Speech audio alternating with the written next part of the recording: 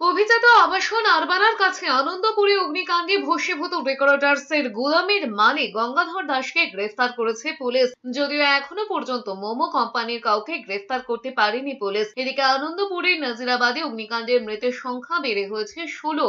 বেশ কয়েকটি দেহাংশ পাওয়া গিয়েছে, সেগুলিকে পরীক্ষার জন্য পাঠানো হয়েছে। এখনো অনেকেরই খোঁজ মিলেছে।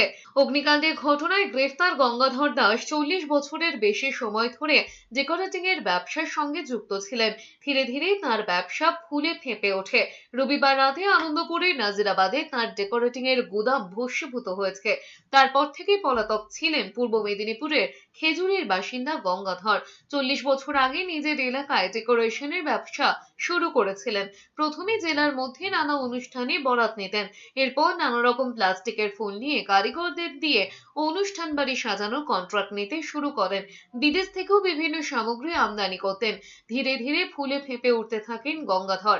এরপর কলকাতার নাজিরাবাদে গুদাম নেন তিনি। সেখানেই তার এলাকার বহু মানুষ কাজ করতেন।